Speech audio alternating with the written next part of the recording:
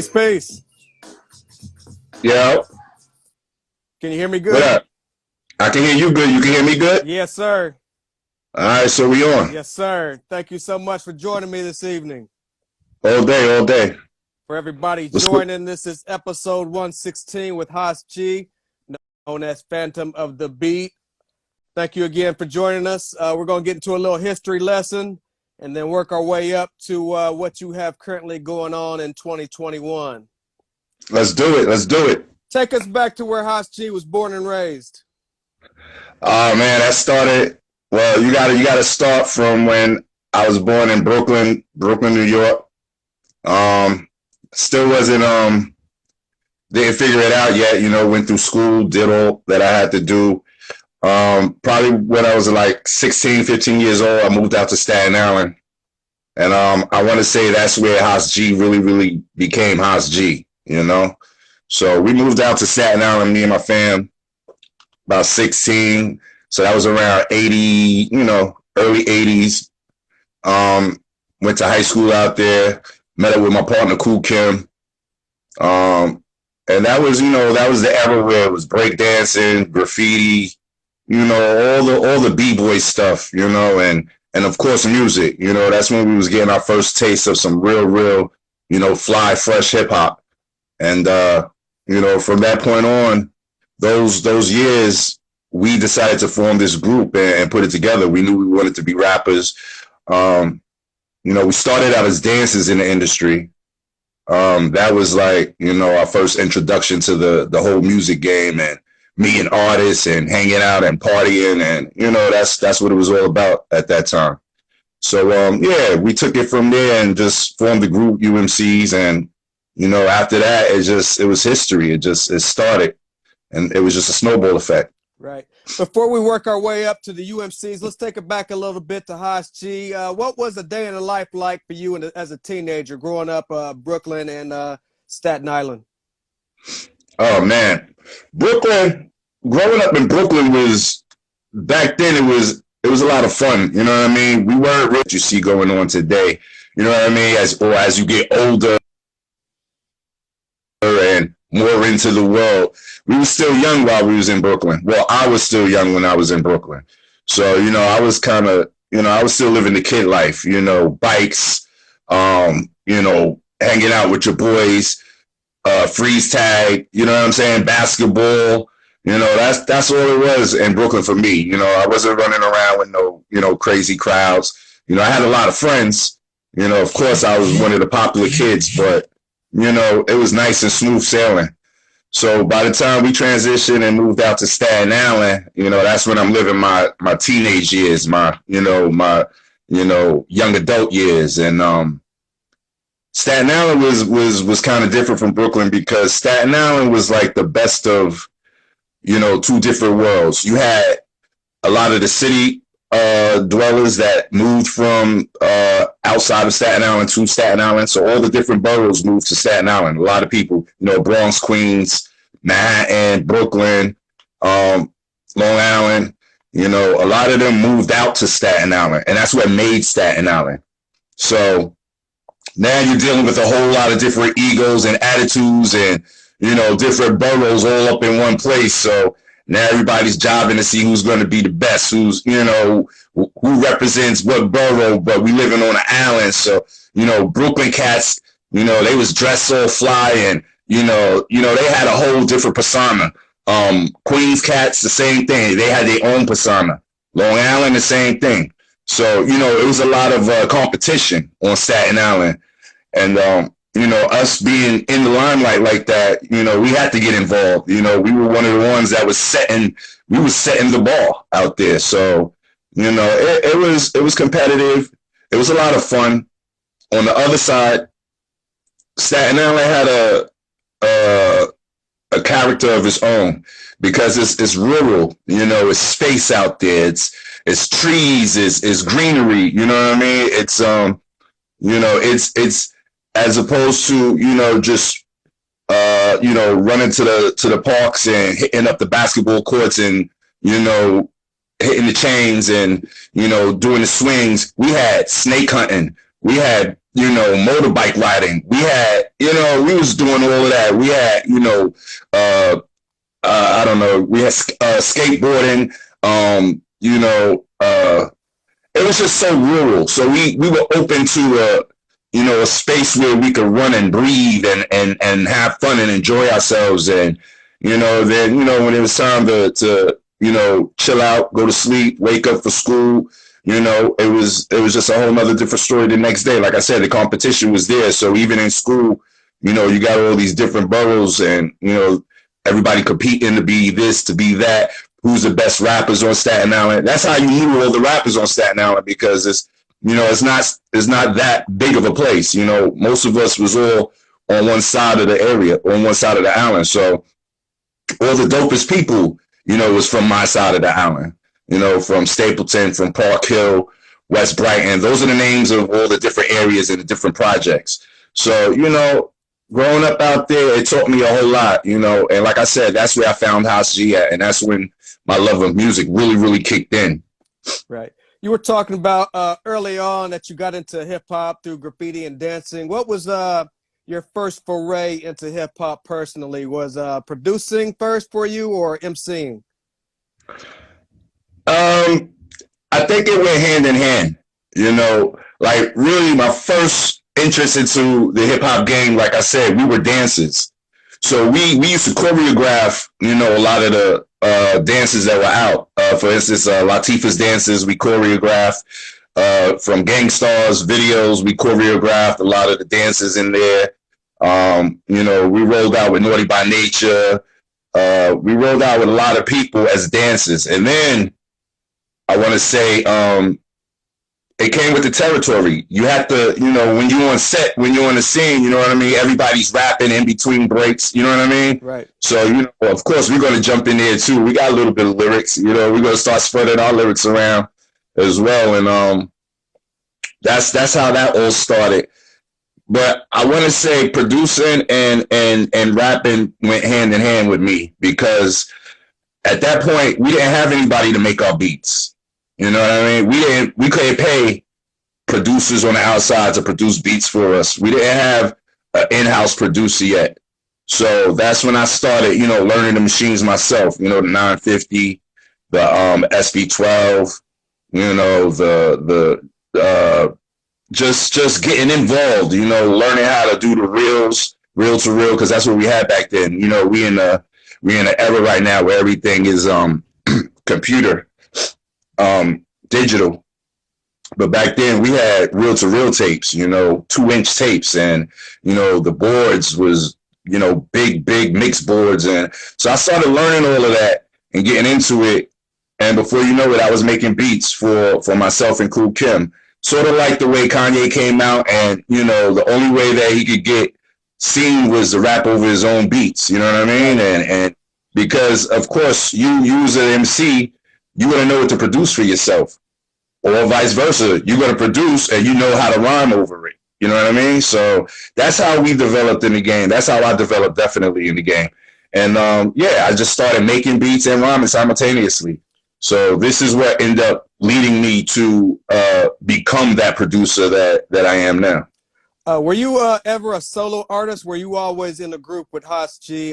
Can you take me back earlier on? Were you in any groups before the U.M.Cs? How did Haas G develop his style early on? Well, the way it actually started, me and Kool Kim, we met, as MCs. We were from different parts of the island. Kim was from St. Mark's, and I'm from Stapleton. So basically, what ended up happening was, I got friends, he got friends, and, the word got around, who's some of the dopest MCs, and, friends of his was mine, and I had friends that was his as well, vice versa. So, they decided to get us together one day, and we caught up, and, I don't want to say it was a battle, because it never really, it never surfaced that way. It was more of, I guess, a meeting of the minds. You know what I mean? Two dope classic MCs. They fly, they fresh. You know what I mean? They young, they from the island. So we got together, and that's how we became part of a group, which was a 5-man group at this time. And it wasn't called U.M.Cs yet. U.M.Cs came a little bit later down the road. So we was down with this group called Mission Impossible 5, MI5. Don't laugh at the name. It's just it's just a name. But that's one of them old school names. But yeah, and it was me, Kim. There was another MC, a DJ, my man DJ Akeem, Will, and my man Maul. So it was the 5 of us. We were a group. We were the group MI5. But going down the road, it didn't really mesh. This one wants to do that one wants to do that. There's no chemistry with this one and that one. So that group disbanded, and so me and Kim, we decided to go our way since we had the best chemistry, and we kind of like we knew each other at that point in time. We grew with each other a little something, and his style complemented mine, and my style complemented his. So, and not to mention, we were the most focused. We really wanted it, whereas other members of the group, what they say, the cream rises to the top. Right. So, it just showed itself like, those are the two right there. If I put my money on it, those two will go somewhere. And that's what we did. So we formed U.M.Cs, and that's how that happened. Can you take us back to some of the ciphers and dues you guys had to pay to get your names out there and to get known? Man, that's crazy. Me personally, I like the rap, you know what I'm saying? But I wasn't the one that would go out there to take your head off. That was Kim. Kim loved to do that, And a lot of our battles and ciphers were in the city in Manhattan, Washington Square Park. That's where everybody used to meet up at, from every borough. You can name the artists that came through there, a whole bunch of them. We used to go there and we used to cipher out in the park, on a any given day, actually, because, in those summers, everybody was doing everything. We was up the block from NYU, so, it was crazy out there. And that's really where most of the battles were. Other than that, it was just random. Anywhere that it was popping, that's where we were. Flatbush, the Brooklyn Museum, the library, the ferry boat, wherever it was, that's where we were. Right. Can you take us back to what point you guys got really serious about this and started recording a demo?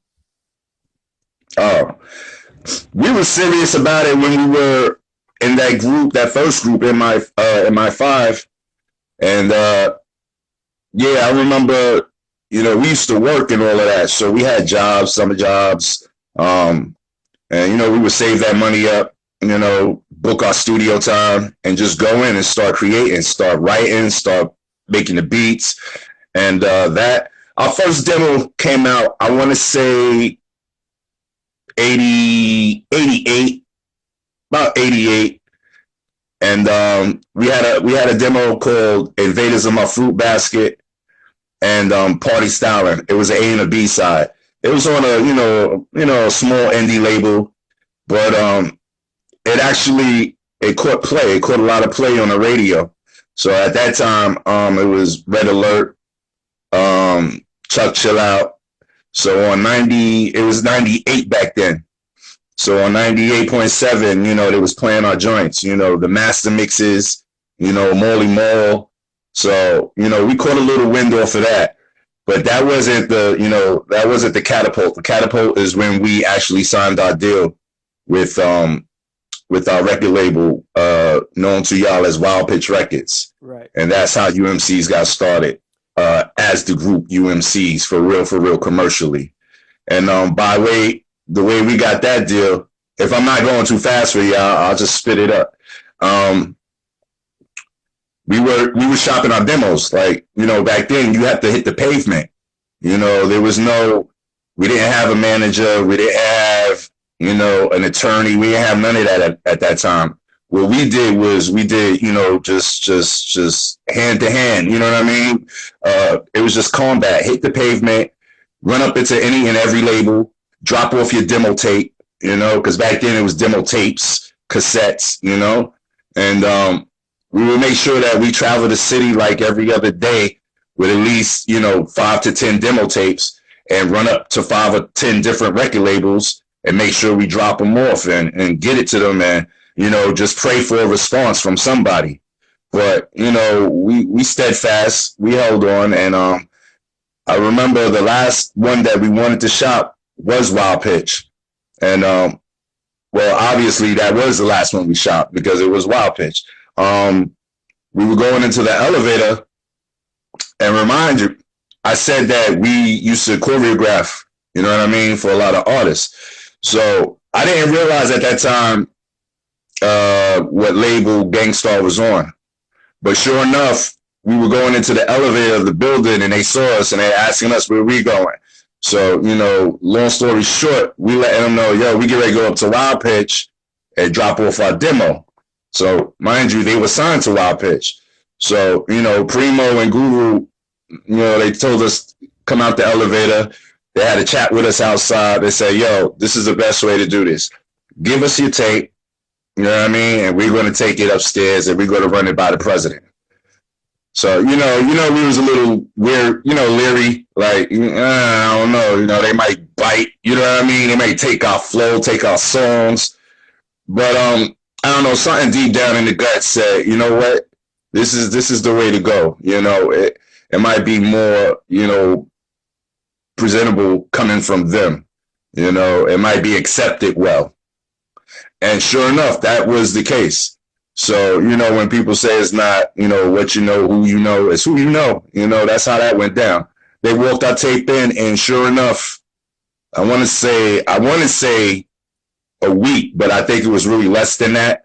We got the call to come up and meet the president. And they set us up with lawyers. They set us up with people to manage and, you know, and gave us a contract. And that was the start of it right there, you know. So, you know, all shouts and praises due to Gangstarr, you know, RIP Guru. But they're the ones who put us on, Primo and Guru. So, you know, from there, that was it. We started flying. That's a dope story. Can you take us back to some of the other labels that were kind of interested?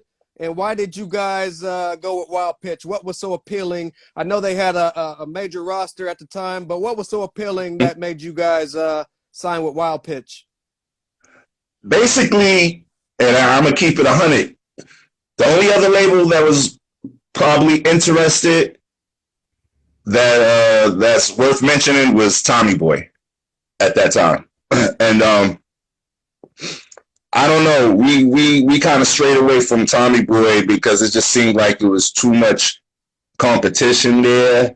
And, you know, we didn't have nobody who had our backs over there like that. You know what I mean? So it was a wise choice to go with Wild Pitch. And because Guru, we come from the same cloth. You know what I'm saying? So we was feeling that movement and they was feeling us. Like, it's not like, you know, they was really trying to give us a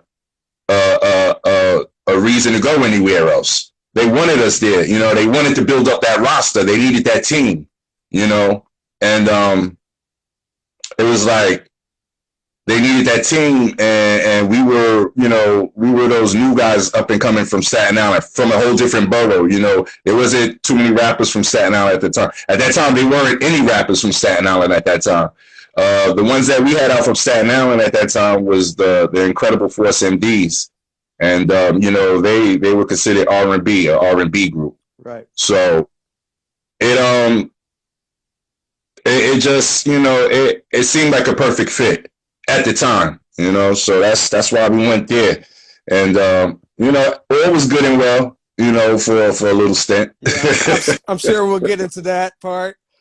Can you remember what your thought process, being so young, this is your big break, your major opportunity. What was you thinking going into the creative process of that debut album? Wow. All right. So the name of the album is Fruits of Nature. So you break that down and it's fun. It's supposed to be fun. You know what I'm saying? Fruits of Nature.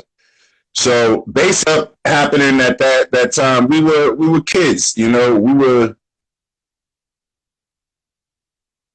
very carefree. We didn't have any worries or troubles in the world. You know what I mean? We were young men, you know, growing up, and being able to express ourselves was, I mean, that was the most difficult thing that we had to deal with. You know what I mean? Knowing how to express ourselves. So, you know, like I said, we weren't paying bills like that. We didn't have those stresses. We didn't have those headaches. And so we were able to express ourselves in a real, you know, positive light, you know, because everything we was dealing with was positive. You know, we had no negativity around us, not at least as far as that we could see, you know what I'm saying? Or, you know, we were sheltered from that to an extent. So, you know, everything on that album was moralistic and fun and, you know, life lessons and teachings and aspirational thoughts, you know what I'm saying? So that's what that album was comprised of, you know, maybe a bump or two in the road, you know, maybe we had a couple of experiences with some friends, you know, some friends that passed away and, you know, got caught up in the game and, you know, how we missed them and we loved them and, you know, but for the most part, everything else was talking to the kids, talking to our peers, you know, trying to keep them on a straight and narrow along with us because that's where we were.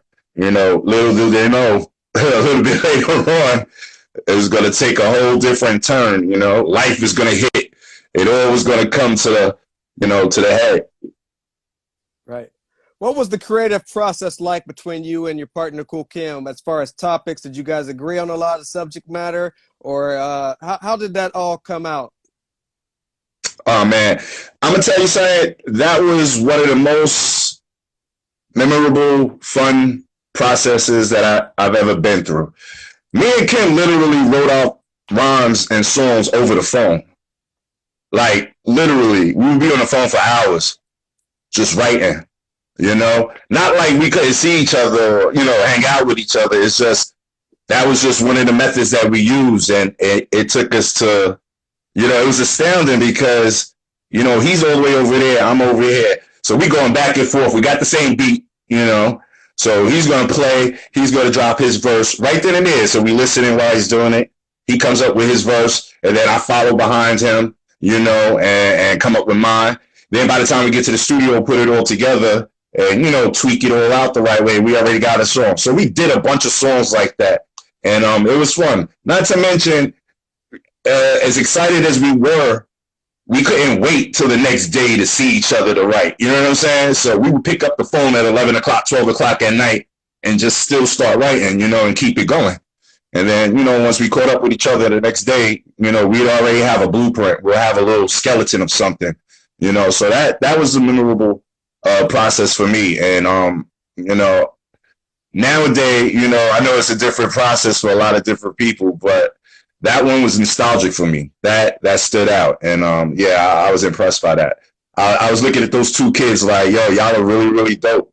Y'all two kids is really dope. You know what I'm saying? So, you know, that's how that is. Dope. What was your relationship like with RNS and how did he get down with this project? Oh, the mighty, infamous RNS. So a lot of people don't really know R's history. R is a talented producer. You know, R was, as Molly Morland's the Juice Crew, R&R, you know, is to us on Staten Island, you know? So, and basically that's how I really started learning how to produce. You know, so there's parts of the story that I probably jumped a little ahead, but reeling back a little bit, meeting R was when I really got into production. And working with R, see, R already was ahead of us in production. So, but I knew what the group needed. You know what I'm saying? Me and Kim knew what we needed. So that's where we went hand in hand. R would supply certain joints, and we would go and we would, you know, switch it up, fix it, you know, apply what we want in it. And that's how we became, you know, those producers and coupling up with R. So, you know, we figured that R was, you know, a good asset, you know, for the U.M.Cs. And if we're going to do an album, we want his tutelage there, you know what I mean, coupled up with what we do. and that's how we formed that bond and union. And he's great. He's excellent. You know, he went on to produce a whole lot of different acts from Staten Island as well. So ours, you know, he's the godfather. You know, he taught me, he taught RZA, you know, how to produce. So, you know, hats off to R, like all day long. He's a genius. No doubt. You talked about talking on the phone and writing lyrics with your friend Kool Kim. What was those sessions like when you guys got in the studio? Can you take us back to what those sessions were like recording that album? Oh man, studio sessions. It's nothing like today's studio sessions. You know, I see a lot of sessions today, and you know, everybody's riled up. You know, it's like tons of people in there. It's, you know, there's all types of flash, all types of, you know, liquor, all types of anything that you want in there. You know, we didn't do it like that. We were real. You know, I can't call. I don't know. People would consider us geeks. You know what I mean? Like really, really scientific. Really, really, you know, straight on, dead on. You know. So our studio sessions was quiet. Our studio sessions was about getting the work done.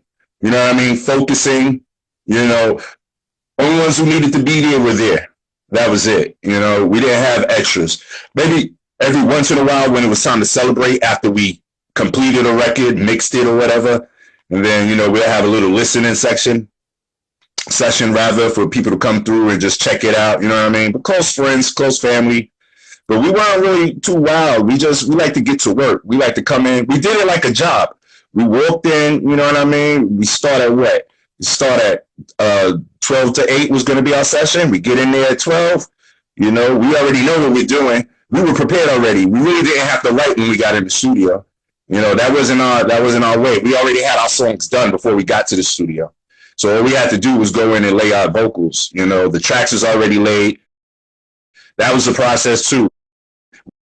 We laid all our tracks from the beginning before we did any vocals. We laid all the tracks. So we had everything already lined up, set up, ready to go. Yo, pull that record, we're going to work on that today. Pull that record, we're going to work on that one the second half of the day. You know what I mean? So we were like a machine. We were like machines in there. You know, our formula was crazy. And we got that record done way under the budgets that you're talking about today.